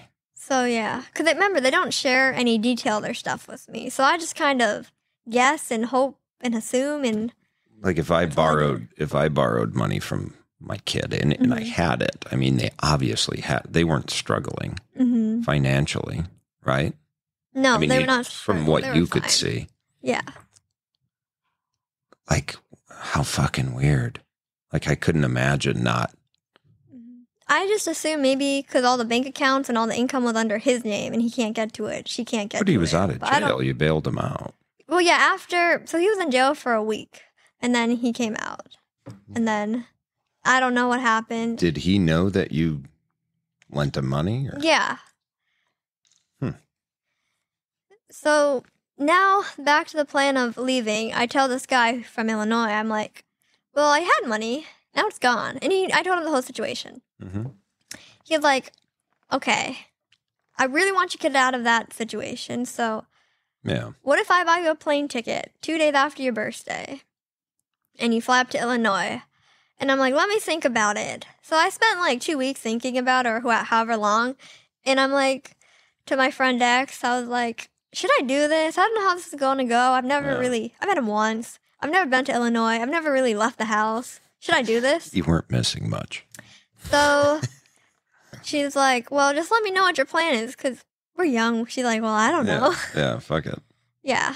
So I guess it was October. It wasn't too far below. I'm like, okay, let's go with that.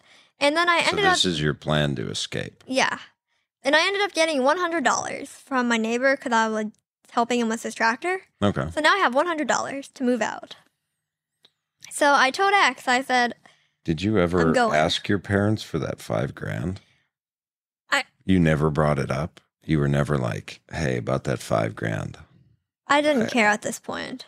Really? I don't know if it was a depression anything. This is your plan, though. You've been making this as a plan since you were 14. Mm-hmm. Working little jobs and just literally stuffing it in a drawer, not buying anything, not spending it on anything, just to get out. So if you wanted to get out, you would have your own money. And you just... I guess maybe I was too afraid to ask them. Yeah. Or they would... Well, at one point, they did say, like, oh, we'll put it to your college or something. And I just didn't care about college. So I'm like, whatever. So yeah, I accepted the plane ticket from him.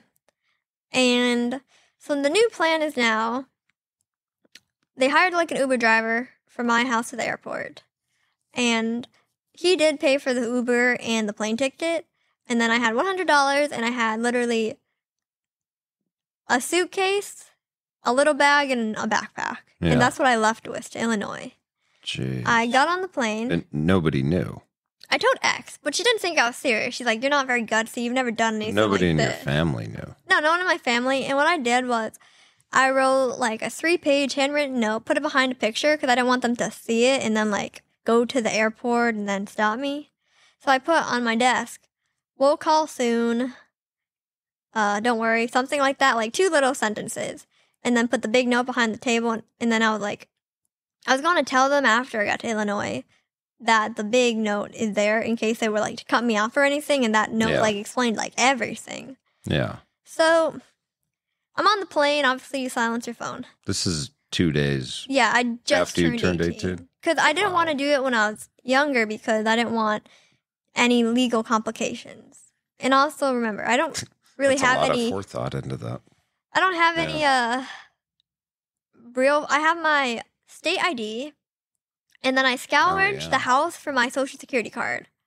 So that's my only like form of identification. Jeez. So I was just kind of hoping like that would get me something once I move out. Because obviously I did want to get a job once I move out. Yeah. So I land and then I'm still on the plane. And that's when we're stopped, waiting that 30 minutes to get off the plane. Turn on my phone. I'm not kidding. 100 missed calls / text messages. They're all blowing it up.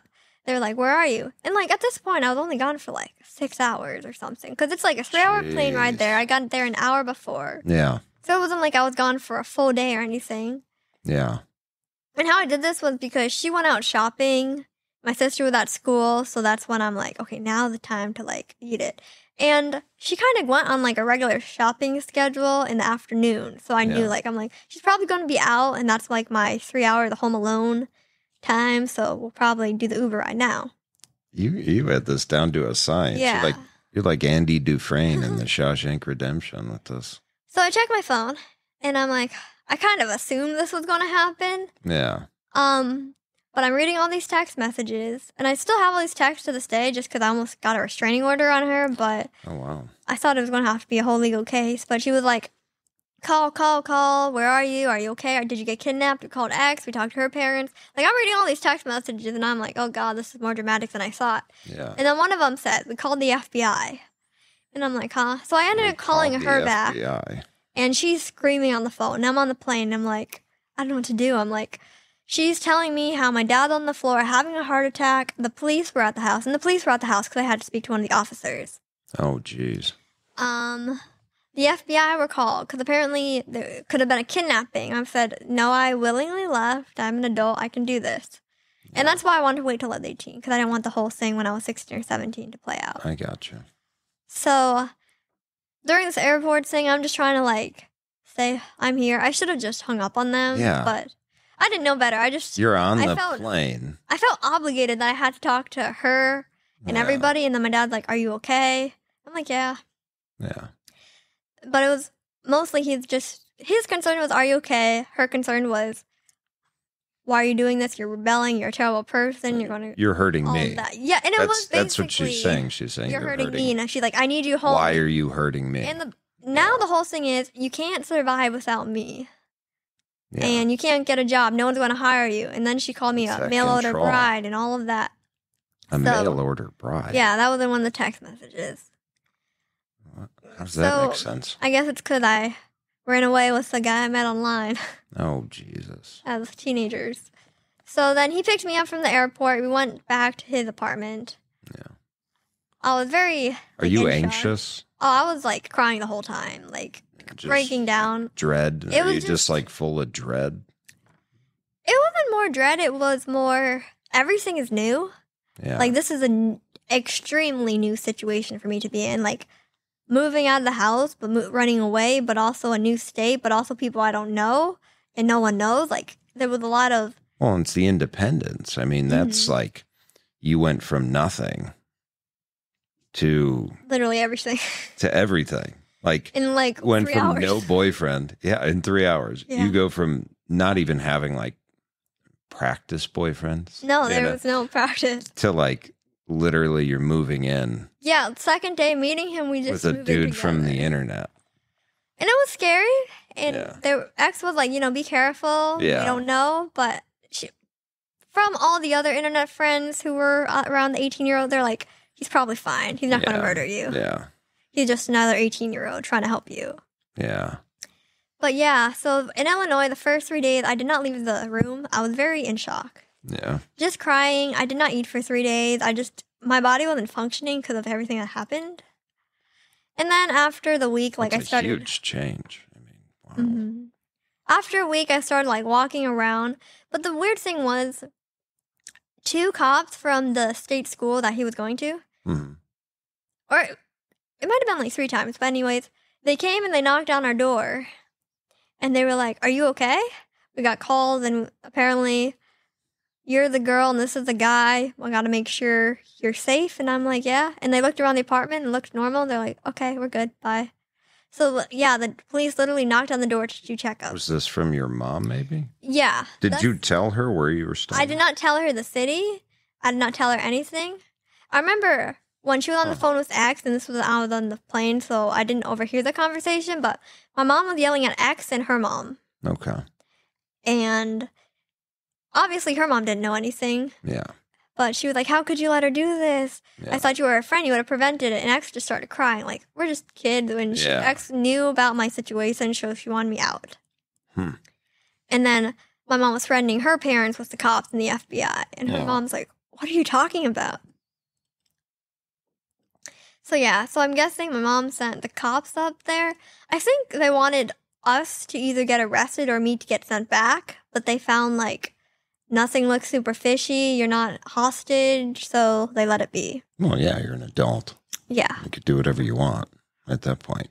So you live up there, and I mean, you got to get, a job. You got to find a way to make money, and now you're in a relationship. And how did that feel? Was it? Because it's freedom, but it's responsibility. It's freedom, but it's responsibility, right? And the responsibility part was, I guess, one of the easier parts because when I was living at home, I was still in charge of like every single chore, and that's what my grandpa would call me, Cinderella, because I was still in charge of the barn. I still had to do like the mopping, the vacuuming. Like I had an hour of the chores every day. But so you were used to the hard work. The hard work part was easy, and basically the whole being pushed for sports translated into the job. And since I already worked restaurant jobs, luckily I got my Social Security card when I was digging around the house for it. Yeah, because I just ended up becoming a server for that 1 year in Illinois, working literally 50 hours a week because I didn't know what to do. I'm like, I don't have much plan in life. I'm just going to work and make money and save it. I opened my own like little bank account with the state thing on my own. I didn't really spend it because at first I didn't have any real friends. Yeah. And me and the boyfriend at the time, we would like go to the movies, go on walks, but we didn't do anything like super expensive or crazy. It was just little local things. Yeah. And then it was really cool being like, it was my first time in my life where I felt like a community. Yeah. Because a bunch of the people in the restaurant, they were all the same age as me, college students there, even though I was in college. Yeah. But since I was working like all the shifts that I could, I met a lot of people. Yeah. And then they invited me to like go to their house. And I didn't have a car, but it was a college town, so I could just walk over and everyone lived within a mile or two of each other. Yeah. So I would just walk to their house, play some board games. I went to some parties, and like they were all very low-key parties, nothing crazy, maybe like 15 people. But I'm like, this is Did you try drinking crazy. for the first time? I tried drinking a little bit. Okay. I never got super drunk or anything, but I'm like, oh, this isn't bad. Like, just relaxing. And now this was like my first time being like a kid / young adult. Yeah. And it was very enjoyable in that sense.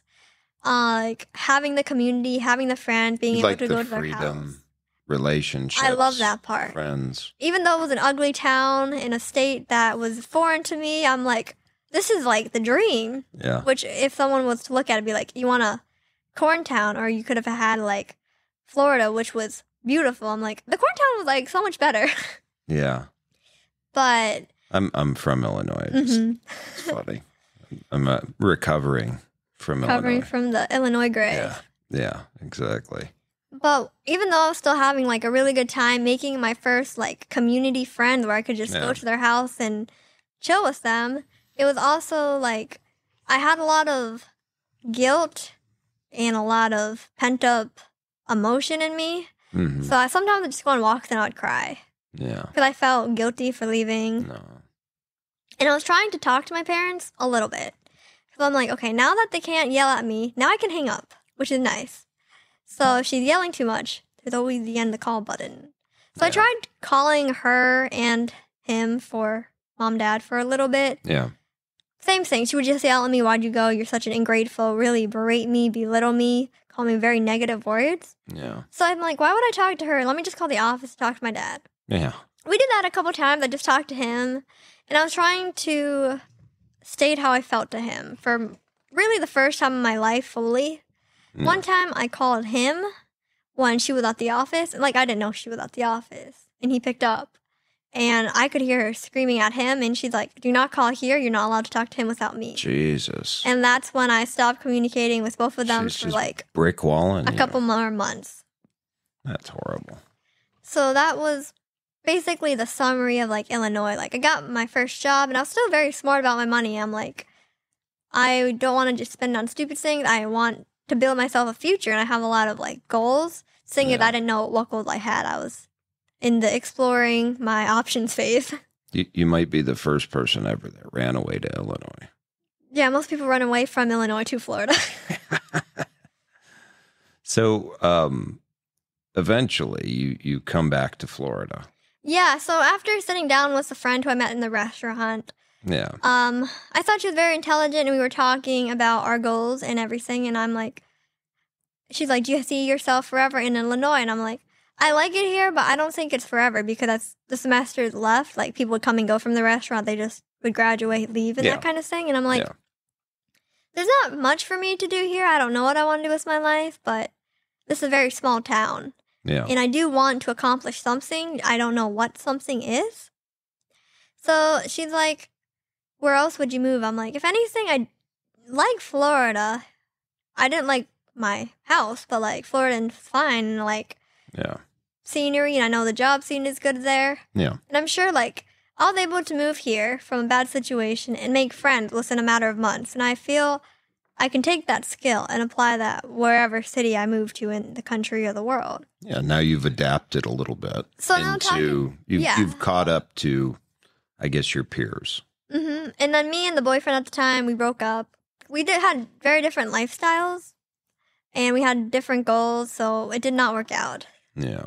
So when I was talking to her, she's like, maybe you should move back to Florida. Not for family or anything, just to go to a bigger city now. Yeah. And try to start finding myself a real job. Because she was like, do you want to work in a restaurant for the rest of your life? And I said, no, I don't. I want something else. And she's like, well, in Illinois, in this town, unless you have a degree, your only option is a restaurant. And I'm like, yeah, I don't want that forever. Yeah. So I ended up flying back to Florida. Okay. I met up with X, and we were exploring 2 different little cities in Florida. And I interviewed for 2 like marketing type jobs just to feel it out. And I'm like, I don't know what I want. And I was with X for about 3 or 4 days. She's like, you could stay with me for as long as you need. Don't worry, I'm here for you. But I'm does your mom know you're back? She did not know I'm back. She didn't know I was coming back. Because after the whole situation, this is a year later, too. Yeah, I was in Illinois for about a year. Okay. X was like, you could stay here. I'm like, the thing is, like, I love you, but I really want to have my own place or do my own thing. Like, I don't want to stay in the town I grew up in. I want to go somewhere else, just not sure where. Yeah. And then I'm like, I felt bad and still guilty, and I felt like I left on extremely bad terms. So what if I contact my parents and meet for an hour or 2, have a restaurant sit down and see if you can patch it up. Make some kind of salvage some kind of relationship. We'll do something. So she's like, are you sure? And I'm like, yeah, why not? I don't think I thought this part through because this was more of a once I moved back to Florida. Because my original situation was not going to talk to them at all. But I'm like, while I'm here, I'll do it. So I either called or texted, and I just said, I'm in the town. I'm only going to be here for like a day or 2. If you want to sit down, we can. Okay. We all met at this restaurant because X dropped me off. And she's like, it was very awkward. It was just me, my mom, and my dad, I think. I don't think my sister was there. Okay. But maybe she was. I don't remember. But it was the most awkward conversation, most tensioned conversation / sit down with anyone I've ever had in my life. Do you think she was trying to play nice? I think she was trying to play nice. Because that tension, Mm-hmm. I mean, from what you described growing up, it was yelling, it was screaming, Mm-hmm. it was, at you do what I want. No one was yelling. No. It was also in a public place. But she also didn't have any power at that point, right? Mm-hmm. I mean, she can't tell you what to do, and you kind of proved that. Mm-hmm. But, that tension, like I can almost visualize, like maybe trying to play nice, maybe biting her tongue a little, Mm-hmm. and trying to maybe find a way to manipulate or to get back in or to get you to do what she wants again. Yeah. What I gathered from them was like, okay, we didn't communicate well. We didn't have an understanding. Let's try it again. Okay. And from that, I'm like, okay, I had hope. I'm like, now that all this year has happened, maybe this could be good again. I've heard stories where you just got to leave, come back, and maybe this is that situation. So I agreed to move in with them for an unspecified amount of time. I said, we'll try it. Let's see how it goes. And they're like, okay. This is at the restaurant. Yeah, this is at the restaurant. You decided. So then we went back to X's house, picked up my 2 suitcases, went back to their parents' house. I was very uneasy there. I just kind of, kept to my house myself still. Try to make it like normal, make my breakfast, go outside. At this point, they gave the horses to the old trainer who actually moved. Yeah. So we don't have any horses at this point. Because I was like the only one involved with the horses. So that time you moved back, I mean, just generally, how did that go? Did she fall back into control? Yeah. So it started with a lot of hope for me. And I'm like, okay, I could finally maybe have a family that I always wanted. Okay. And then as the days went on, it wasn't even months, it was days. The dream shattered. I ended up getting like a job at a restaurant, so they would still drop me off at this new restaurant job. Because I still want You to, like, still make don't my have a own money. driver's license. No, I don't have a driver's license at this point. And I did get bullied a little bit because now I'm, like, 19, almost 20 or something like that. And they're like, why is she dropping you off? I'm like, well, I don't have a driver's license and I'm not allowed to drive. And now they just think I'm a sheltered kid. Yeah. I didn't tell anyone out this particular restaurant about the whole past year because I didn't know them. That was a lot of effort. I just kind of served my tables, was quiet, left. So that was like the only thing I was doing. Why didn't you get a driver's license? Just didn't care to? Well, I ended up getting it in the same little couple months time period. Okay. So I still, the only time I was let out of the house still was to go work this restaurant. But now I had like actual shifts and I was working 40 hours a week because I'm an adult now. And now you're 19, 20. Yeah, I wanted to go to a little get together downtown. I saw it like online on some website. It was for like pop culture or something. And I'm like, this will be so fun. I asked if I could go and they're like, no. And I'm like, why not? They're like, it's late, it's 9 p.m. Lots of bad things could happen. Like, this is actually a pretty safe town. Like, chances are nothing bad's gonna happen. And you just lived on your own for a year. Yeah, where I was walking down the street, I was sleeping over at my coworker's house. So. Yeah, and you learned decision making, and nothing bad happened. No. So she's like, no, you can't go to that. And then I'm like, huh? And then I tried for one other thing, and I got no. Then I called my friend back in Illinois. I said, I think it's happening again. I've been here for like a month and a half, and I'm getting depressed how I was before. Everything I just overcame in the past year, it's coming back really, really quickly, and I didn't think it would affect me, and if it would, I thought it would take a longer time. Yeah. She's like, get out of there. Yeah. I'm like, okay, how should I do this now? So they always wanted me to go to college. So how I ended up getting out of their house, I was probably there for 3 or 4 months. Yeah. And it went really bad for those 3 or 4 months. Like, the yelling to me was not as bad, because I knew if they started yelling at me bad, I'm dipping. Yeah. So they were still very, very protective. You knew you could get out. Yeah, and I knew I would have just called someone and gotten out as soon as something went bad. So they weren't yelling as much.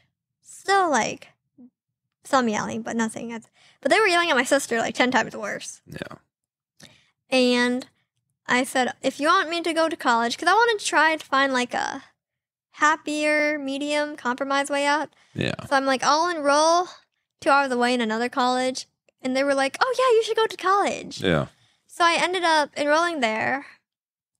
And I did pay for my tuition. Yeah.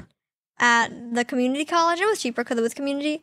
And even though I didn't have a GED or a high school diploma, because I did my 1 year of dual enroll, they accepted me at the community college. And how I got around up there, they did give me like a loaner car, a little Kia for that little bit. Because I got my driver's license literally the week before I got enrolled in this college.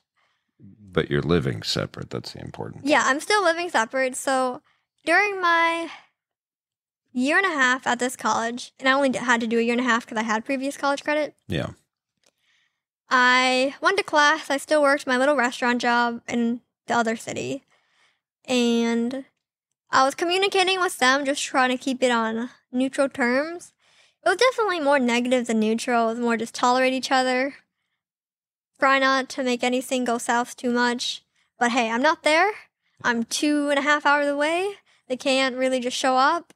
So nothing too terrible went on in that period. Like, they still, like, got mad.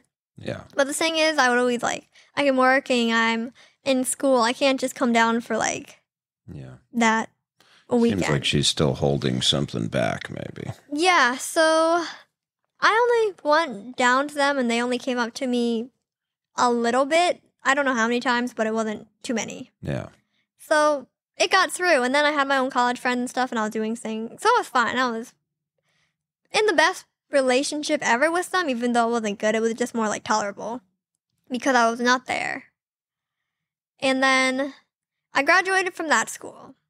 Really good. I got like 3.8 GPA, better than my 1.7 beforehand. Excellent. And then for my AA, I went to a state college or state university to finish my bachelor's. Okay. Because the other one, the community college, just to get your AA. They didn't have like bachelor's programs. So I moved again to get my bachelor's. Now, I went down to them, a couple of times, whether it was a holiday or something. We try to speak few words just so nothing goes bad, and then I leave. It was more in, see your face, okay, cool, and leave. Yeah. And I didn't want to spend time to their house. If I never had to go to their house, I wouldn't. It was just to, maintain a relationship. Not good, just a relationship. Yeah. Yeah. Now I'm in this new college, and I drive down for Thanksgiving. She blows up. Terrible, screaming like she hasn't done since I was in high school type screaming, lots of screaming. Yeah. And it was because I was telling her in this new college, university, it's a big university. Yeah. I joined some academic programs. I'm doing more of the big university type thing that people do, like a party or something. She's like, you went to a big party. Wow, you're going to get drugged. You're going to so many different things. You can't drink. Jeez. Oh, you joined. And I remember I said, I joined the Asian American group, and I went to a couple of their meetings. And now again, I'm only at this big university. Semester started August. Now it's only November. Yeah. So I'm very new to this, but making friends there was really easy because it is a big university. Yeah. And she's like, why'd you join the American Asian Society of this? And I'm like, well, because I'm Asian. I want to learn more. Now I'm I want to explore the culture. And it's interesting to see other Chinese kids there. And I want to talk to them. Understand. She went all out. She's like, you're not Asian. You're not Chinese. You're American. You're white. Wow. And I'm like, that's kind of Chinese born, but I'm American raised, but there is still a mix in me. Well, yeah. So then she was like, you're not grateful for everything we've done. If you were in China, you would have been in a sweat factory, or you would have been killed because of you're a girl and they don't want girls, or a single policy, that kind of thing. Yeah. So she was going how ungrateful I am to been adopted. And then I said some other little stuff, saying that we're very everyday conversation about new things I'm exploring. Yeah. And I wanted to do something in the arts because when I was younger, writing was a form of escaping, and I would just do it as a passion. But I'm like, maybe I want to do writing more as a career. And she's like, well, that's not going to make you any money. I need you to do something else. Yeah. I'm like, but I really want to do this. And she's like, you don't know what's good for you. I know what's good for you. It's control. It's that control again. Yeah. And then after that Thanksgiving, something happened because I stayed overnight. That was Thanksgiving dinner. Went terrible. No one talked. I get up in the morning and she's like, okay, I thought about it. I need you out of this house. You're not part of this family. Something clicked. I don't know what. She's like, you're just really ungrateful. Go. So I had no saying, I'm like, okay, I'm leaving. Yeah. So then after that, I went back to the college. I talked to some of the friends, and I'm like, I really just need to cut them out of my life. I've tried now for 2 years after leaving. I was close to these 3 people. It's a toxic relationship. And it's a cycle. It keeps going. Yep. Even though now I'm a couple hours away. She plays nice for a little while. And then goes back. Oh yeah. And they're like, yeah, you need to get out of this. Yeah. And they were good friends. So they're like, okay, what if... And I was still paying for my school at this point. Mm-hmm. They did help me with the apartment. So they paid for the apartment. I paid for the college class. Yeah. And I'm still, working at a restaurant.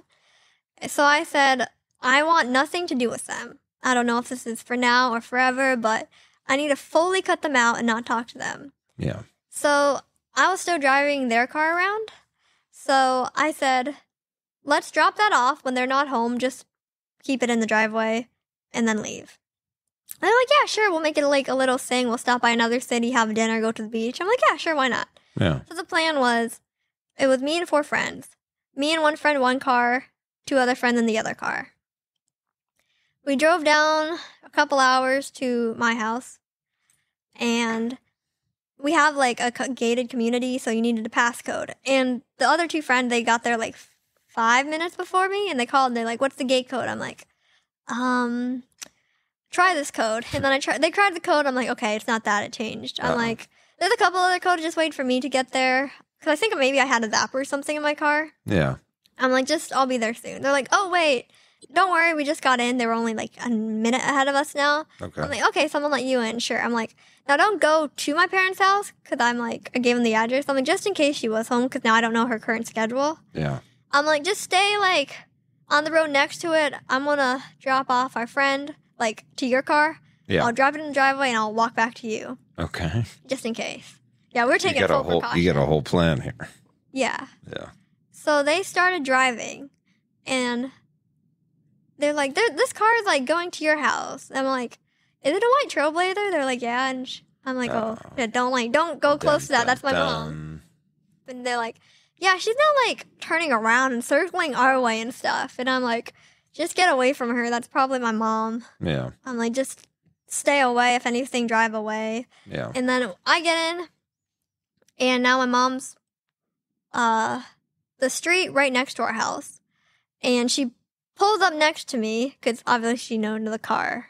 Yeah. And I'm like, I rolled down my window. I said, I'm dropping off the car. And then the person who was passenger to me, he got out, went back to the other car. And I'm like, because I didn't want him, like, involved with what's about to happen. So I go into our driveway.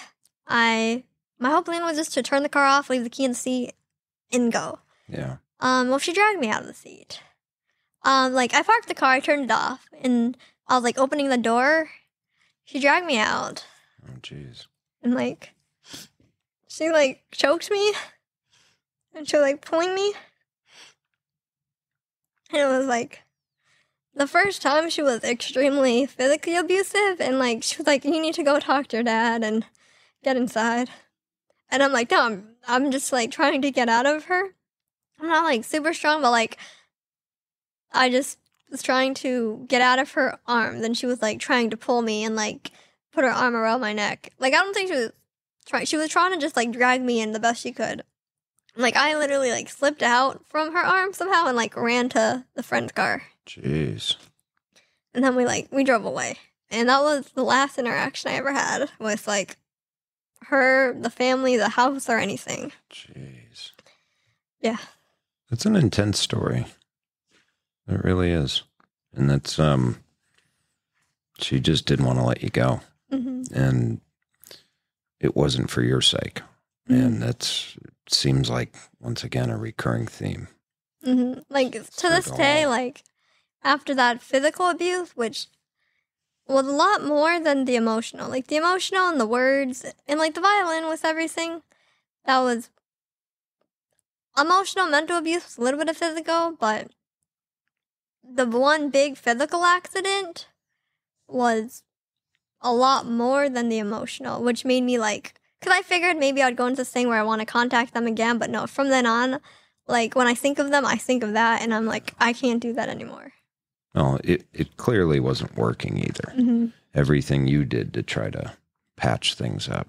And then just driving by, like, having my 3 friends from college look at her, one of the things one of the friends said, he said, seeing her face literally sucked the life out of me of how mean she looks. Jeez. And I'm like, yeah.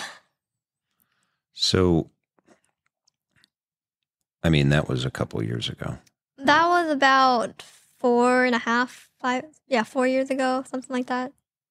So, what kind of, I mean, just from the high-pressure childhood, the helicopter parenting, the emotional abuse, what kind of lasting effects do you feel like you still like? So, for, like, the negative effects, when I think back to it in detail, like, giving those 2 stories, like, I still cry. Yeah. It's, like, hard to relive. She comes back in dreams. There's been, it's not too often, but maybe once every 3 months, I get a really intense dream where, like, I'll wake up crying, and the dream is just her yelling at me, or choking me, or something very bad. It's like a little PTSD. It's very intense in the dream, and I wake up, and, like, I'm still shaking. Yeah. And I tried therapy from 2 different people, a couple sessions. They were like, talk it out, but it wasn't going to many places. And I felt like the most relief I get is just talk it out with, like, friends versus a professional. Yeah. What, do you ever get, like, intrusive thoughts? Like waking, like while you're awake? Yeah. Like where something just washes over you? It usually doesn't happen too randomly unless I'm just really thinking about it. And Yeah. now that a bunch of years have passed, I don't just ponder it anymore. I just want to let it go. But Yeah. if something were to ask me about it, like I can tell the story vaguely without the details and I'm okay. Yeah. The details make it harder. But Thank you for sharing those too. I mean, little things like if I feel like I'm disappointing someone or if I'm a failure, yeah. then her voice will come in my head like, you're disappointing me, you're not doing well enough, you'll never succeed. And that just, it kind of is a broken record in my mind. Yeah. It just goes, and I'll be at work. And there was one instance where I broke down at work because I was just feeling a little sick that day. Yeah. And then instead of like telling my boss I need to go home or anything, I just, from a tiny sick, it just was like, if I tell my boss I need to go home, he's going to think I'm a failure. He's going to be disappointed. He's never going to, Yeah. I'm not dependable. And so from a little thing, those words kept going, and then I just started crying. And he was like, what's wrong? I'm like, I just started breaking down. He was very not aware of the situation because I don't just tell people this like on the daily. Yeah. But that's, you know, a little bit of trauma, I think, and you're still carrying, I guess, from that abuse, so to speak. You're still carrying that a little bit now. And that's tough. What would you say to someone in a situation like yours, or what would you have told yourself back then when you were younger, maybe when you could have spoken to someone about it? Or I would say speaking to someone would be step one, because I didn't realize that was an option, whether I could talk to a school teacher or a coach in depth about the situation and let it out that way and see if there was ways they could step in to help. I just didn't know I could have done that because I was either one, too depressed to reach out, or two, my mom had so much control. I felt fearful to speak out about it when I was young. Yeah. And then I would say, like, if you can't talk to anyone, also try to have a good relationship with yourself. Yeah. So you don't resent yourself and hate yourself for outside things that you can't control at all. So really understanding yourself of the action and how this is going. Loving to be yourself, forgiving yourself. Yeah, and really forgive yourself for whatever's happening at the time. Yeah. And then it's hard to be optimistic at the time, but like it's not forever. And at one point there'll be like a way out. Yeah. And you're doing well now. Yeah, after university, I graduated cum laude, did really well. Oh, wow. Yeah, I've had a boyfriend for the past year and a half. We're doing well. Yeah. I have a very stable job, and then I say the most important thing, I have a very good friend group. And I know if anything were to happen, I could rely on them, but even if it's a fun thing, they're always down to go to a concert or something. Yeah. So I'd say that's like the thing that I'm most grateful for right now in my life, or supportive friends. Well, that's awesome to hear. And I mean, you seem to be doing great. And thank you for sharing that story. I mean, it's a hell of a story. And I think it was important that you tell it, and important for other people that might be experiencing that, or even parents, you know, that are, I guess, being way too hard on their kids. I mean, that's, you want your kids to do well, but that's a story of just control and expectations and just being way too hard. So. And I wanted to share it, and even if I cry, I want kids who are in the situation to know they're not alone. Yeah. And that they can overcome it, even though the road to overcome it is very hard. Yeah. And then for people who are outside of it, sometimes they look in and say, you have everything you can want. You have a nice house. You get any toy you want. Your clothes are good, new. But in reality, like, unless you're seeing the full picture, there's a lot of stuff that happens behind the closed door. Yeah, it's not what it seems. You might have looked lucky or privileged, but in a lot of ways, you had so much less than other kids had, as far as love, understanding, support, stuff like that. Well, thank you for sharing your story. Thank you for tuning into the Redacted podcast. Till next time, take care, stay out of trouble. We'll see you in church.